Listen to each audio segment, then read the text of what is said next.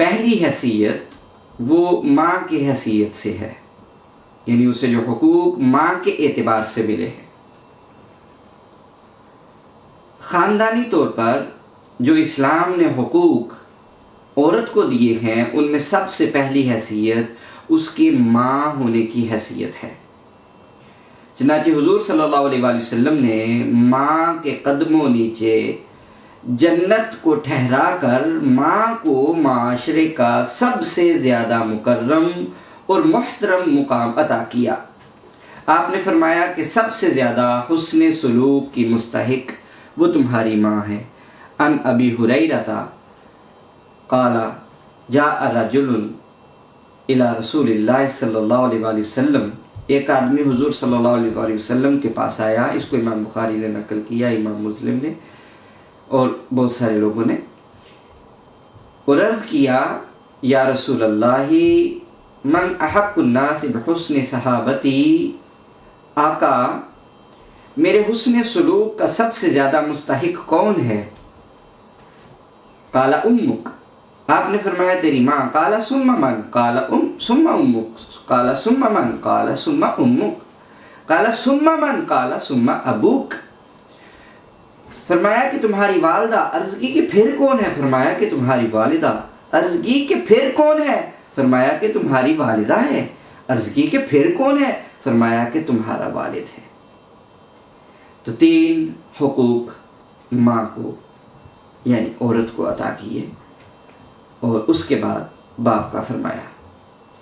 اس کے بعد جو دوسرا حق آئلی قوانین کے تحت خاندانی اعتبار سے جو عورت کو ملا ہے، وہ بیٹی کی حیثیت سے اس کا حق ہے۔ وہ معاشرہ جہاں بیٹی کی پیدائش کو ذلت و رسوائی کا سبب قرار دیا جاتا تھا، حضور نبی اکرم صلی اللہ علیہ وآلہ وسلم نے بیٹی کو احترام اور عزت کا مقام عطا کیا۔ اسلام نے نہ صرف معاشرتی اور سماجی بلکہ ہر سطح پر بیٹی کا مقام بلند کیا، بلکہ اسے وراثت کا حق دے کر اسے وراثت کا حقدار بھی ٹھہرا دیا۔ اللہ تعالیٰ نے قرآن پاک میں ارشاد فرمایا یوصیکم اللہ فی اولادکم للذکر مثل حظ الانثیین فإن کن نساء فوق اثنتین فلہن ثلثا مما ترک وإن كانت واحدة فلها النصف۔ اللہ تمہیں تمہاری اولاد کی وراثت کے بارے میں حکم دیتا ہے کہ لڑکے کے لیے 2، لڑکیوں کے برابر حصہ ہے۔ پھر اگر صرف لڑکیاں ہی ہوں 2 یا 2 سے زائد، تو ان کے لیے اس ترکہ کا 2/3 حصہ ہے، اور اگر وہ اکیلی ہو تو اس کے لیے آدھا حصہ ہے۔ قرآن حکیم نے بیٹی کی پیدائش پر غم و غصے کو جاہلیت کی رسم اور انسانیت کی تذلیل قرار دیتے ہوئے اس کی مذمت کی ہے۔ اللہ رب العزت نے سورہ النحل میں ارشاد فرمایا اور جب ان میں سے کسی کو لڑکی کی پیدائش کی خوشخبری سنائی جاتی ہے وَإِذَا بُشِّرَ أَحَدُهُمْ بِالْأُنثَىٰ ظَلَّ وَجْهُهُ مُسْوَدًّا وَهُوَ كَظِيمٌ، تو اس کا چہرہ سیاہ ہو جاتا ہے اور وہ غصے سے بھر جاتا ہے، وہ لوگوں سے چھپتا پھرتا ہے۔ يَتَوَارَىٰ مِنَ الْقَوْمِ مِنْ سُوءِ مَا بُشِّرَ بِهِ أَيُمْسِكُهُ عَلَىٰ هُونٍ أَمْ يَدُسُّهُ فِي التُّرَابِ أَلَا سَاءَ مَا يَحْكُمُونَ۔ وہ لوگوں سے بچتا پھرتا ہے، چھپتا پھرتا ہے، اپنے آپ میں یہ سوچتا ہے کہ اس بری خبر کی وجہ سے جو اسے سنائی گئی ہے، اب یہ سوچنے لگتا ہے کہ آیا اسے ذلت و رسوائی کے ساتھ زندہ رکھے یا اسے مٹی میں دبا دے، یعنی زندہ ہی دفن کر دے۔ خبردار، الا ساء ما یحکمون، کتنا برا ہے جو وہ فیصلہ کرتے ہیں۔ اور بیٹیوں کو زندہ دفن کر دینے کی اللہ تعالیٰ نے ممانعت کر کے دور جاہلیت کی اس بری رسم کو ہمیشہ ہمیشہ کے لیے اکھاڑ پھینکا۔ تو اسلام سے پہلے آپ جانتے ہیں کہ یہ رسم عام طور پر پائی جاتی تھی۔ اللہ رب العزت نے ارشاد فرمایا وَلَا تَقْتُلُوا أَوْلَادَكُمْ خَشْيَةَ إِمْلَاقٍ نَحْنُ نَرْزُقُهُمْ وَإِيَّاكُمْ إِنَّ قَتْلَهُمْ كَانَ خِطْئًا كَبِيرًا، اور تم اپنی اولاد کو مفلسی کے خوف سے قتل مت کرو، ہم ہی انہیں بھی رزق دیتے ہیں اور تمہیں بھی، بے شک ان کو قتل کرنا بہت بڑا گناہ ہے۔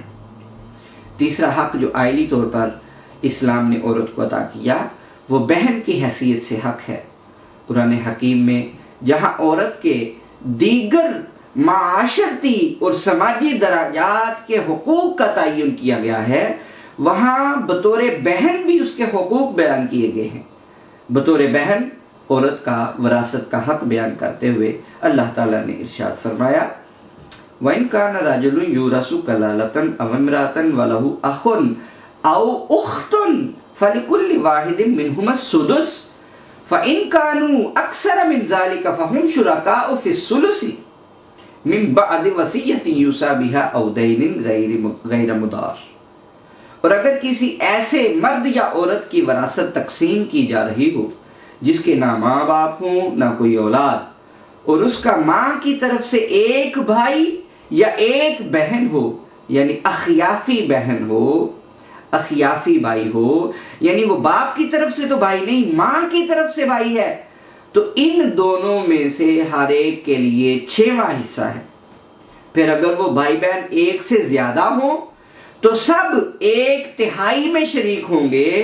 یہ تقسیم بھی اس وصیت کے بعد ہوگی جو وارثوں کو نقصان پہنچائے بغیر کی گئی ہو یا قرض کی ادائیگی کے بعد۔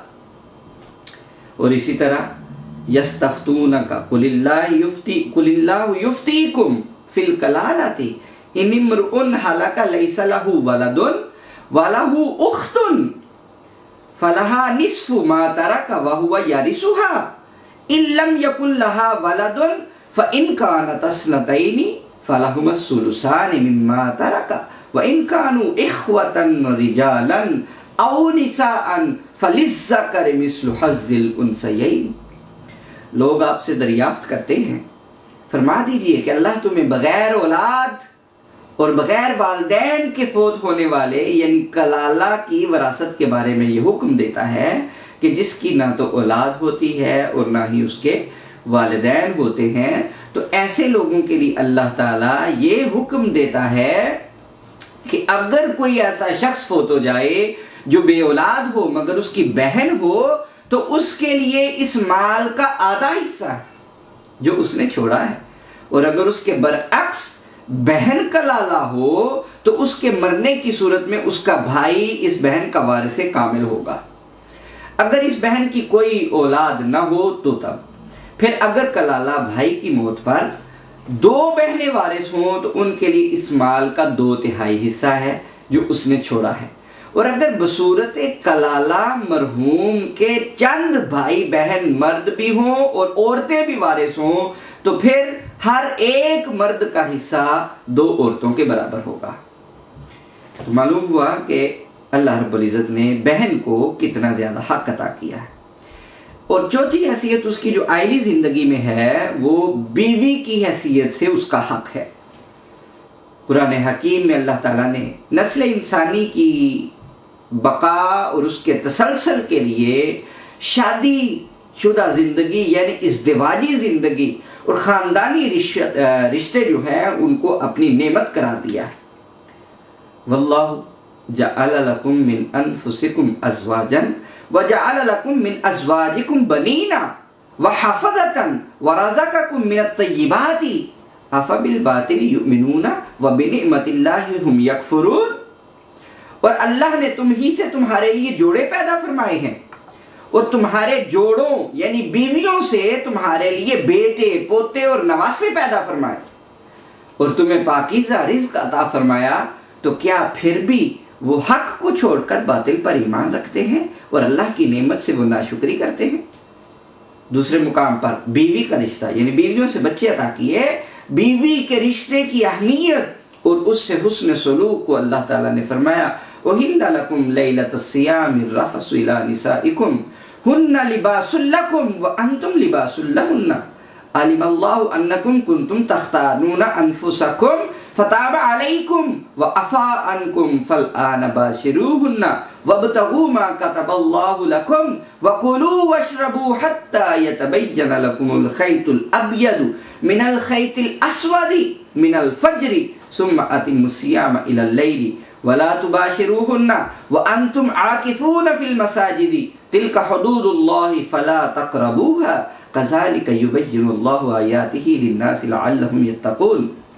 سورہ بقرہ میں ارشاد فرمایا تمہارے لیے روزوں کی راتوں میں اپنے بیویوں کے پاس جانا حلال کر دیا گیا ہے، وہ تمہارا لباس ہیں اور تم ان کا لباس ہو، اللہ کو معلوم ہے کہ تم اپنے حق میں خیانت کرتے تھے، سو اس نے تمہارے حال پر رحم کیا اور تمہیں معاف فرما دیا، پس اب روزوں کی راتوں میں بے شک ان سے مباشرت کیا کرو، اور جو اللہ نے تمہارے لکھ دیا ہے چاہا کرو اور کھاتے پیتے رہا کرو، یہاں تک کہ تم پر صبح کا سفید ڈورا رات کے سیاہ ڈورے سے الگ ہو کر نمایاں ہو جائے، پھر روزہ رات کی آمد تک پورا کرو، اور عورتوں سے اس دوران میں شب باشی نہ کیا کرو جب تم مسجدوں میں اعتکاف بیٹھے ہو، یہ اللہ کی قائم کردہ حدیں ہیں، پس ان کے توڑنے کے نزدیک نہ جاؤ۔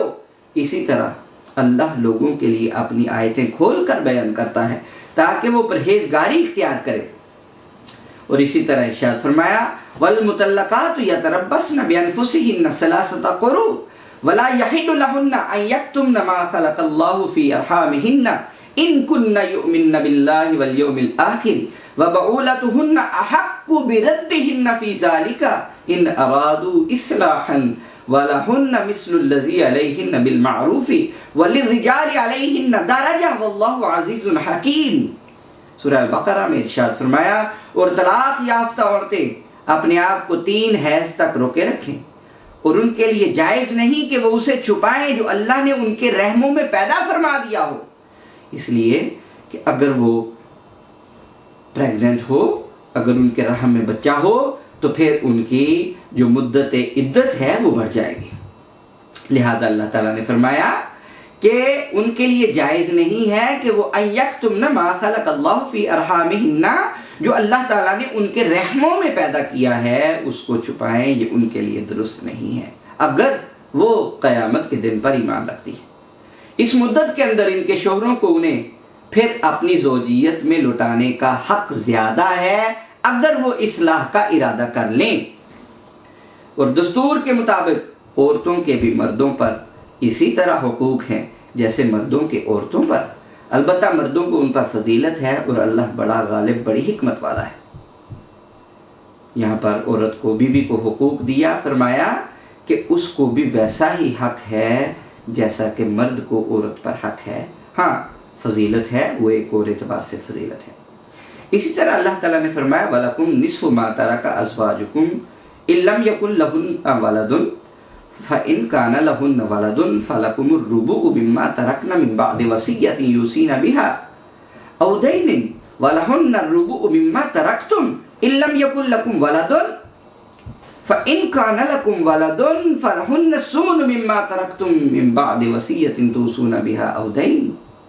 سورہ النساء میں ارشاد فرمایا اور تمہارے لیے اس مال کا آدھا حصہ ہے جو تمہاری بیویاں چھوڑ جائیں، بشرطے کہ ان کی کوئی اولاد نہ ہو، پھر اگر ان کی اولاد ہو تو تمہارے لیے ان کے ترکہ سے چوتھائی ہے، یہ بھی اس وصیت کے پورا کرنے کے بعد جو انہوں نے کی ہو، یا قرض ان پر ہو تو قرض کی ادائیگی کے بعد، اور تمہاری بیویوں کا تمہارے چھوڑے ہوئے مال میں سے چوتھا حصہ ہے بشرطے کہ تمہاری کوئی اولاد نہ ہو، پھر اگر تمہاری کوئی اولاد ہو تو ان کے لیے تمہارے ترکہ میں سے 8واں حصہ ہے، تمہاری اس مال کی نسبت کی ہوئی وصیت پوری کرنے یا تمہارے قرض کی ادائیگی کے بعد۔ یہ قرآن حکیم ہی کی تعلیمات کا عملی نمونہ تھا، عملی طریقہ تھا، عملی ابلاغ تھا کہ حضور اکرم صلی اللہ علیہ وآلہ وسلم نے بیوی سے حسن سلوک کی تلقین فرمائی، چنانچہ امام بخاری اپنی صحیح میں، امام مسلم بھی، ابن حبان، ابن خزیمہ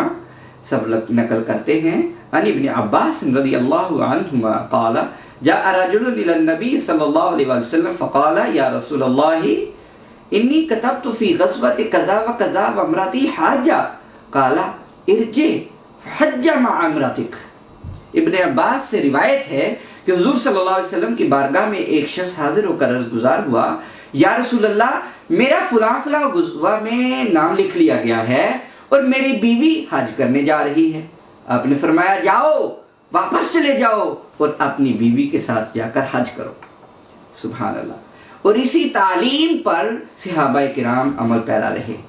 ان زید هو ابن اسلم ان ابیہ قال كنت مع عبد الله ابن عمر رضی اللہ عنہ ما بطریق مکہ فبلغه عن صفیہ ابن ابی عبید شدۃ وجع فاسرع السیر حتى اذا كان بعد غروب الشفق ثم نزل فصلى المغرب۔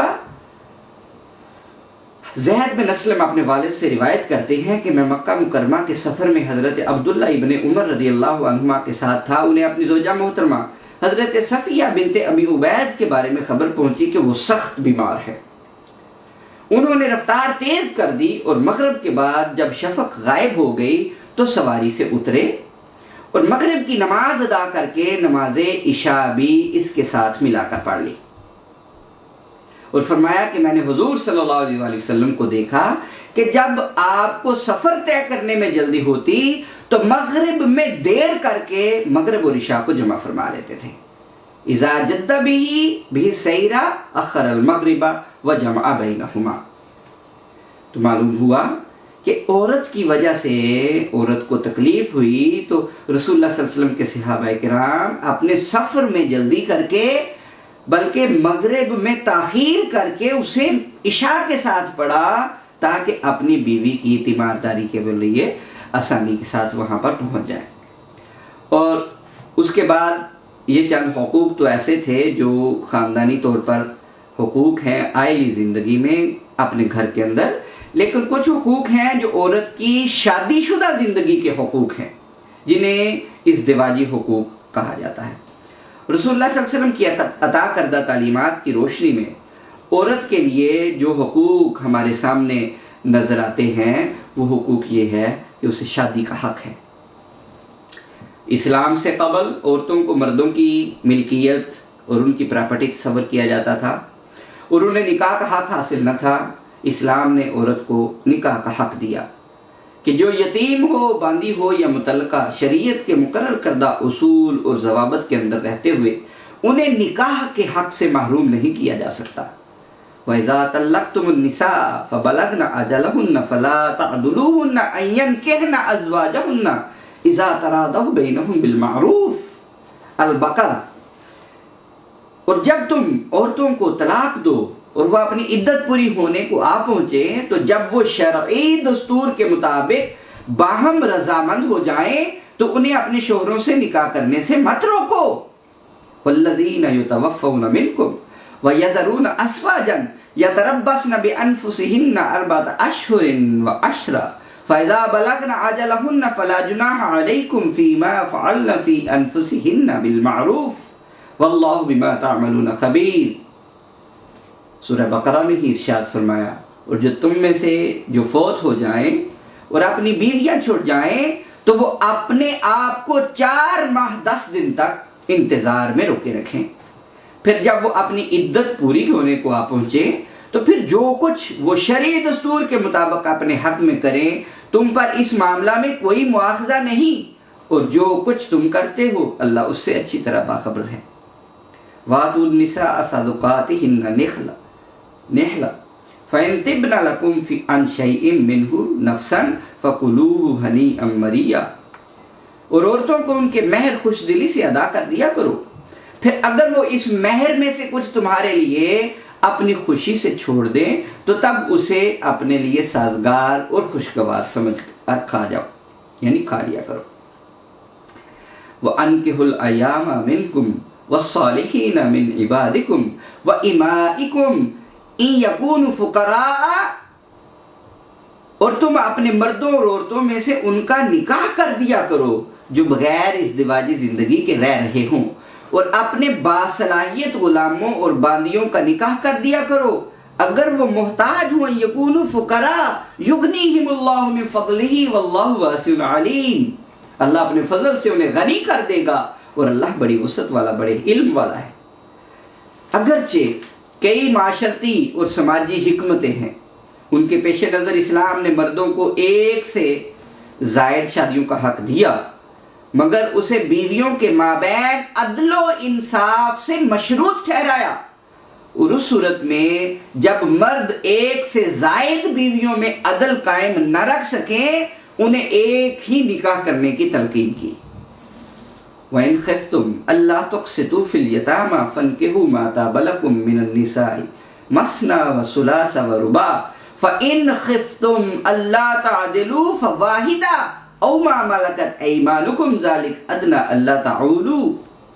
سورہ النساء میں ارشاد فرمایا اور اگر تمہیں اندیشہ ہو کہ تم یتیم لڑکیوں کے بارے میں انصاف نہ کر سکو گے تو ان عورتوں سے نکاح کرو جو تمہارے لیے پسندیدہ اور حلال ہوں، 2 اور 3 اور 4 مگر یہ اجازت بشرط عدل ہے۔ پھر اگر تمہیں اندیشہ ہو کہ تم زائد بیویوں میں عدل نہیں کر سکو گے تو تمہیں ایک ہی عورت سے نکاح کرو یا وہ کنیزیں جو شرعاً تمہاری ملکیت میں آئی ہوں، یہ بات اس کے قریب تر ہے کہ تم سے ظلم نہ ہو۔ وَلَن تَسْتَطِيعُوا أَن تَعْدِلُوا بَيْنَ النِّسَاءِ وَلَوْ حَرَصْتُمْ فَلَا تَمِيلُوا كُلَّ الْمَيْلِ فَتَذَرُوهَا كَالْمُعَلَّقَةِ وَإِن تُصْلِحُوا وَتَتَّقُوا فَإِنَّ اللَّهَ كَانَ غَفُورًا رَحِيمًا۔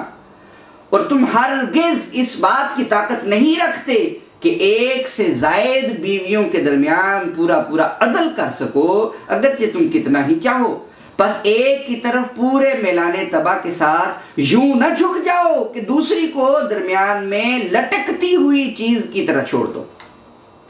اور اگر تم اصلاح کر لو اور حق تلفی اور زیادتی سے بچتے رہو تو اللہ بڑا بخشنے والا نہایت مہربان ہے۔ اب ان آیات کریمہ سے یہ بات تو واضح ہے کہ اسلام کا رجحان ایک بیوی کی طرف زیادہ ہے، اسی لیے تو اتنے عدل اور انصاف کی بات کی ہے۔ اور ان حالات میں جہاں اسلام نے ایک سے زائد شادیوں کی اجازت دی ہے، اسے عدل و مساوات سے کنڈیشنل بنا دیا ہے کہ مرد ان تمام معاملات میں جو اس کے بس میں ہیں، مثال کے طور پر غذا ہے، لباس ہے، مکان ہے، شاباشی ہے، حسن معاشرت، اس سب میں ان سب عورتوں کے ساتھ عدل کا سلوک کرے۔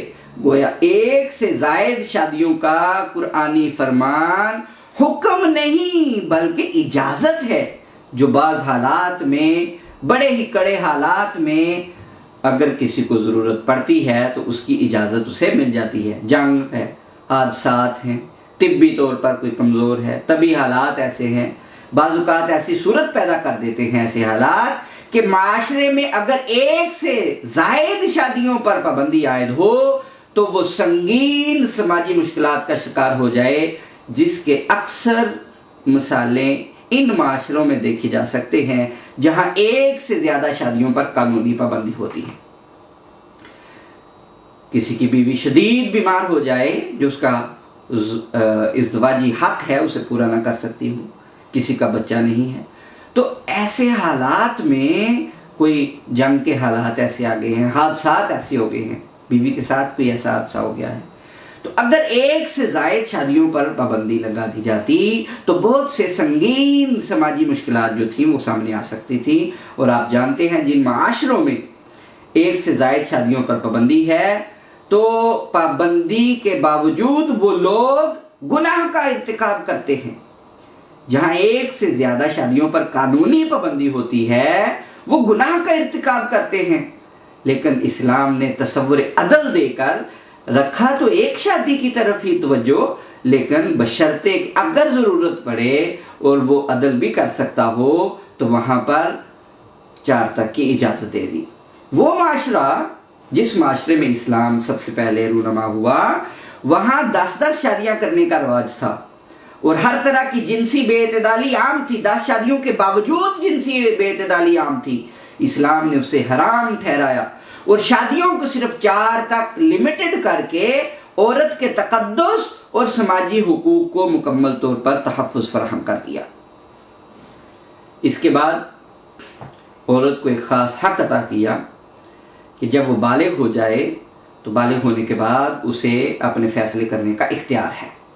نابالغ لڑکی یا لڑکے کا بلوغت سے قبل اگر ولی کے کیے ہوئے نکاح کو بالغ ہونے پر اسے رد کر دینے کا اختیار، اسے خیار بلوغ ٹرم میں کہا جاتا ہے۔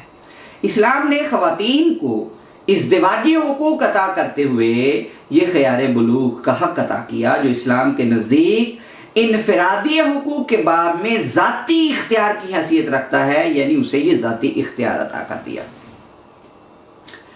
احناف کے نزدیک اگر کسی ولی نے نابالغ لڑکے یا لڑکی کا نکاح کیا ہو تو وہ لڑکا یا لڑکی بالغ ہونے پر خیار بلوغ کا حق استعمال کر کے نکاح ختم کر سکتے ہیں۔ جس طرح بالغ خاتون کو یہ اختیار حاصل ہے کہ اگر ولی نے اس کی اجازت کے بغیر اس کا نکاح کیا ہو تو اس کی خوشی کے نہ ہونے کی وجہ سے اسے اس نکاح کو تسلیم نہ کرنے اور باطل قرار دینے کا اختیار حاصل ہے۔ اسی طرح ایک نابالغہ کو بھی جس کا نکاح نابالغی کے زمانے میں کسی ولی نے کیا ہو، یعنی پہلی بات ایسی تھی کہ عورت بالغ ہو اور اس کا نکاح کیا جا رہا ہو، وہ اگر نکاح کو تسلیم نہ کرے تو اسے باطل قرار دینے کا اسے حق ہے۔ لیکن اگر بچی تھی، نابالغہ تھی اور اس کا ولی نے نکاح کیا، مر رہا تھا، کسی کی بچی تھی، وہ مر رہا تھا، ایکسیڈنٹ ہوا، آخری سانس تھے، اور اس کا نکاح چھوٹی عمر میں ہی اس نے کسی سے کر دیا۔ اب لڑکی بالغ ہو گئی، بڑی ہو گئی، اور بڑی ہونے کے بعد اس نکاح کو وہ ختم کر سکتی ہے، اس لیے کہ اسے خیار بلوغ حاصل ہے۔ اسی حق کی بنا پر حضرت عبداللہ بن عمر رضی اللہ تعالی عنہ سے مروی ایک حدیث مبارکہ میں، جس میں قدامہ بن مظعون نے اپنی بھتیجی اور حضرت عثمان بن مظعون کی صاحبزادی کا نکاح حضرت عبداللہ بن عمر رضی اللہ تعالی عنہما سے کر دیا تھا، اور وہ لڑکی بوقت نکاح نابالغ تھی۔ بلوغت کے بعد اس لڑکی نے حضور صلی اللہ علیہ وآلہ وسلم کی خدمت میں حاضر ہو کر عرض کی، ان عبداللہ بن عمر قال توفى عثمان بن مظعون وترك ابنة له من خويلد بن حكيم بن أمية بن حارثة بن الأوقس قال وأوصى إلى أخيه قدامة بن مظعون قال عبد الله وهما خالاي۔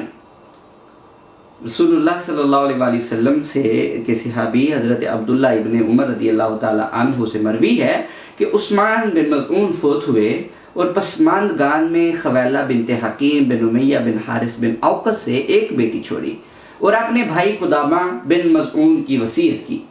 راوی عبداللہ کہتے ہیں یہ دونوں میرے خالو تھے، میں نے قدامہ بن مظعون کو عثمان بن مظعون کی بیٹی سے نکاح کا پیغام بھیجا تو اس نے میرا نکاح اس سے کرا دیا۔ اس کے بعد مغیرہ بن شعبہ اس لڑکی کی ماں کے پاس آیا اور اسے مال کا لالچ دیا۔ وہ عورت اس کی طرف مائل ہو گئی اور لڑکی بھی اپنی ماں کی خواہش کی طرف راغب ہو گئی۔ پھر ان دونوں نے انکار کر دیا، یہاں تک کہ ان کا معاملہ رسول اکرم صلی اللہ علیہ وآلہ وسلم کی بارگاہ میں پیش ہوا۔ قدامہ بن مظعون نے عرض کیا، یا رسول اللہ، یہ میرے بھائی کی بیٹی ہے اور میرے بھائی نے مجھے اس کے متعلق وصیت کی تھی، پس میں اس کی شادی اس کے ماموزاد عبداللہ بن عمر سے کر دی۔ میں نے اس کی بھلائی اور کفو میں کوئی کمی نہ کی، یعنی برابری میں شادی کی، لیکن یہ عورت اپنی ماں کی خواہش کی طرف مائل ہو گئی۔ اس پر رسول اللہ صلی اللہ علیہ وسلم نے فرمایا، وہ یتیم ہے، لہذا اس کا نکاح اس کی اجازت کے بغیر نہیں کیا جا سکتا۔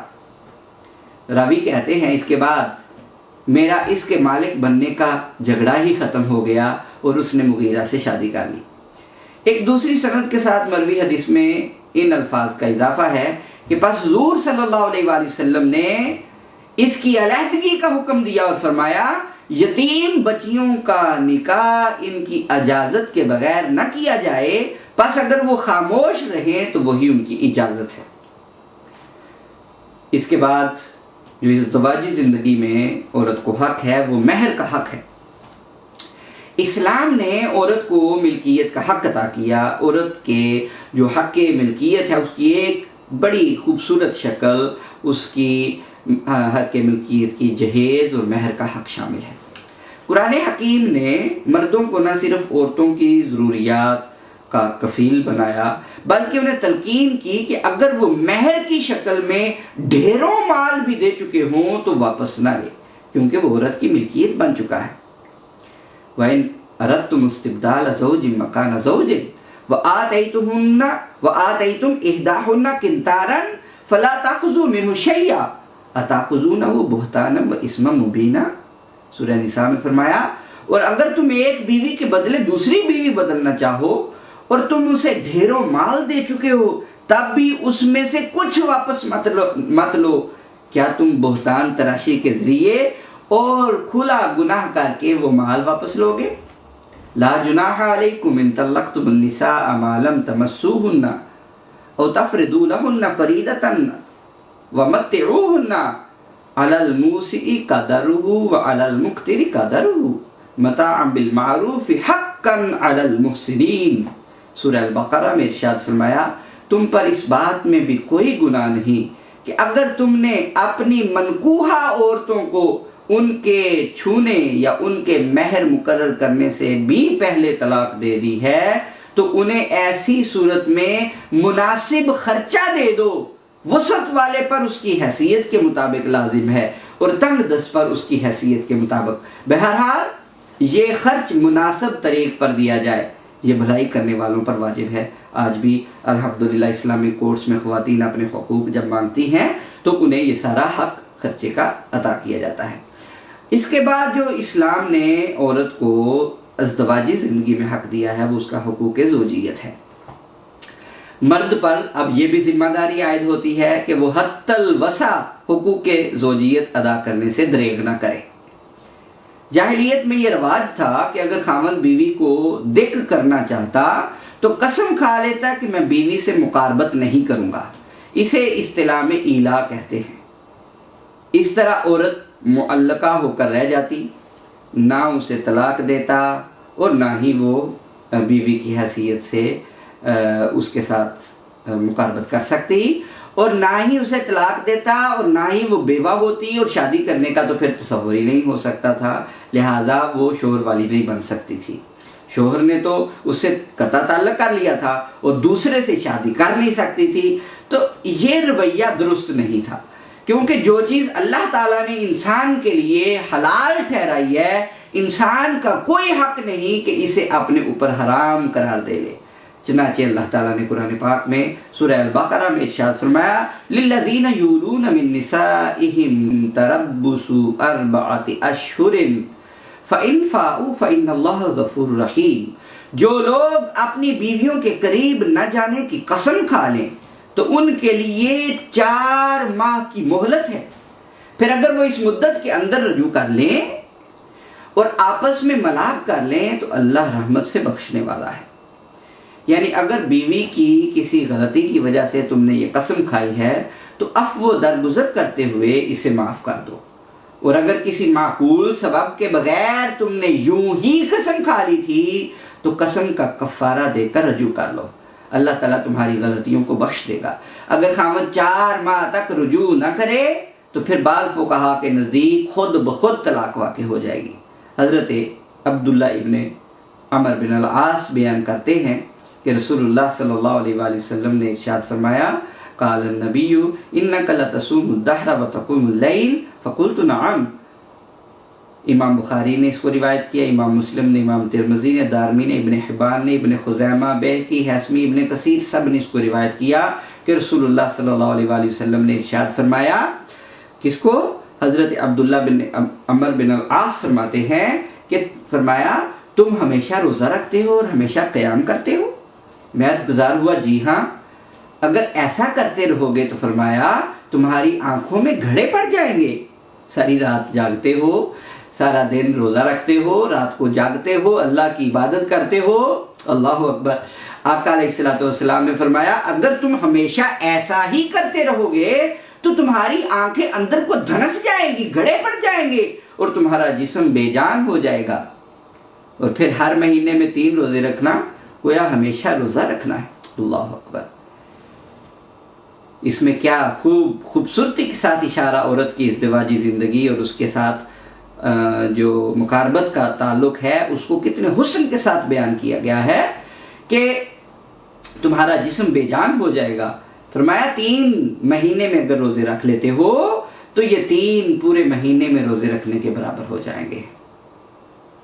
میں نے عرض کیا میں اس سے زیادہ کی طاقت رکھتا ہوں۔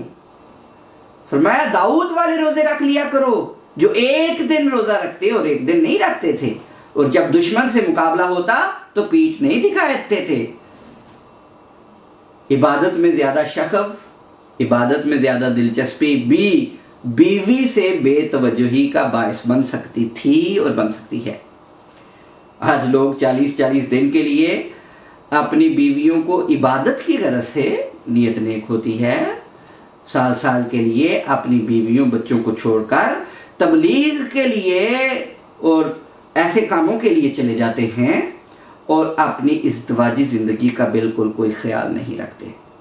اب اس بات کو جو نبی اکرم صلی اللہ علیہ وسلم نے فرمائی کہ 3 روزے رکھ لو، یہ پورے مہینے کے روزے کے برابر ہو جائیں گے، اگر اس سے بھی بڑھنا چاہتے ہو تو ٹھیک ہے، پھر صوم داؤدی رکھ لو، حضرت داؤد علیہ السلام کی طرح کے روزے رکھ لو کہ جس میں ایک دن روزہ رکھتے اور دوسرے دن وہ چھوڑ دیتے تھے۔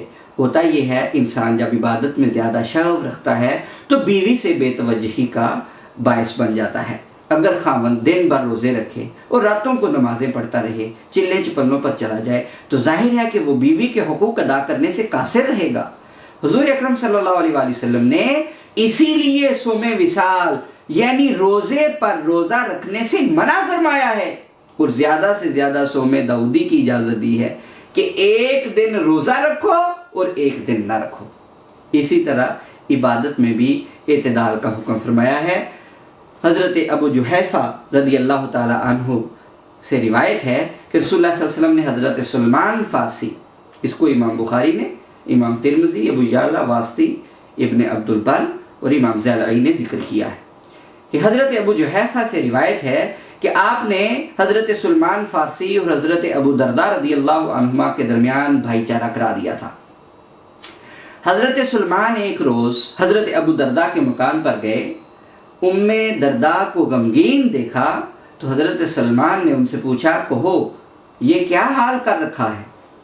ام درداء کہنے لگی، تمہارے بھائی ابو درداء کو دنیا کی ضرورت نہیں ہے۔ اتنے میں ابو درداء آ گئے، کھانا تیار کروایا گیا اور کہا کہ آپ کھائیں۔ سلمان بولے میرا روزہ ہے۔ ابو درداء نے کہا جب تک تم نہیں کھاؤ گے میں بھی نہیں کھاؤں گا۔ جب رات ہوئی اور دونوں نے کھانا کھا لیا تو ابو درداء نماز کے لیے اٹھنے لگے۔ سلمان بولے سو جاؤ۔ اس پر ابو درداء سو گئے۔ رات گئے، پھر کسی وقت اٹھے اور نماز کے لیے جانے لگے تو سلمان نے پھر کہا سو جاؤ۔ ابو درداء پھر سو گئے۔ اخیر رات میں سلمان نے کہا اب اٹھو، چنانچہ دونوں نے اٹھ کر نماز ادا کی۔ پھر سلمان کہنے لگے تمہارے رب کا بھی تم پر حق ہے اور تمہارے نفس کا بھی ہے اور گھر والوں کا بھی ہے، لہذا ہر ایک حقدار کا حق ادا کرو۔ دن میں جب ابو درداء حضور صلی اللہ علیہ وسلم کی خدمت میں حاضر ہوئے تو آپ سے اس کا تذکرہ کیا۔ آپ نے فرمایا کہ سلمان نے سچ کہا ہے۔ اسی طرح کا واقعہ حضرت عثمان بن مظعون سے متعلق بیان ہوا ہے۔ حضرت عثمان بہت عبادت گزار اور بڑی ہی راہبانہ زندگی گزر بسر کرنے والے تھے۔ ایک دن ان کی بیوی خولہ بنت حکیم حضرت عائشہ صدیقہ رضی اللہ تعالی عنہا کے پاس آئیں تو انہوں نے دیکھا کہ وہ ہر طرح کے زنانہ بناؤ سنگار سے آری ہیں۔ پوچھا کہ کیا سبب ہے؟ بولی کہ میرے میاں دن بھر روزے رکھتے ہیں، رات بھر نمازیں پڑھتے ہیں، میں سنگار کس کے لیے کروں؟ جب آپ تشریف لائے تو حضرت عائشہ نے قصہ بیان کیا۔ اس پر حضور صلی اللہ علیہ وسلم عثمان کے پاس گئے، اللہ اکبر، ان کے پاس گئے اور فرمایا، امام احمد بن حنبل نے، ابن حبان نے، عبد الرزاق نے، امام طبرانی، حیثمی ابن جوزی، ان سب نے روایت کیا، یا عثمان ان الرہبانیت لم تکتب علینا، عثمان ہمیں رہبانیت کا حکم نہیں ہوا ہے، افما لک فی اسوہ، کیا تمہارے لیے میرا طرز زندگی پیروی کے لائق نہیں؟ آپ نے اس بارے میں صحابہ سے خاص طور پر فرمایا، جس کو امام بخاری رحمۃ اللہ تعالی علیہ نے ذکر کیا، واللہ انی لا اخشاکم للہ واتقاکم لہ لیکنی اصوم وافطر واصلی وارقد واتزوج النساء فمن راغب عن سنتی فلیس منی۔ رسول اللہ صلی اللہ علیہ وسلم نے فرمایا، اللہ کی قسم میں تمہاری نسبت اللہ سے بہت زیادہ ڈرتا ہوں اور بہت متقی ہوں، اس کے باوجود روزہ بھی رکھتا ہوں اور افطار بھی کرتا ہوں، نماز بھی پڑھتا ہوں، سوتا بھی ہوں، عورتوں سے نکاح بھی کرتا ہوں، بس جو میری سنت سے روگردانی کرے گا وہ میرے طریقے پر نہیں ہے۔ اس کے مقابلے میں عورت کو بھی یہ حکم دیا کہ وہ شوہر کی اجازت کے بغیر نفلی روزہ نہ رکھے، کہ لا تصوم المرأة وبعلها شاہد الا باذنہ۔ امام بخاری نے اس کو روایت کیا، امام ترمذی نے اس کو روایت کیا۔ رسول اللہ صلی اللہ علیہ وسلم نے فرمایا اپنے خاوند کی موجودگی میں عورت نفلی روزہ نہ رکھے مگر اس خاوند کی اجازت سے۔ حضور نبی اکرم صلی اللہ علیہ وآلہ وسلم نے بیوی کے حق کی اہمیت کو اپنی سنت مبارکہ سے واضح فرمایا۔ آپ کا طریقہ مبارک یہ تھا کہ کسی سفر یا غزوہ پر تشریف لے جاتے تو بیویوں میں قرعہ ڈالتے اور جس کے نام قرعہ نکل آتا اسے ساتھ لے جاتے تھے۔ سامعین محترم، انشاءاللہ العزیز اس موضوع پر ہم اپنی گفتگو جاری رکھیں گے۔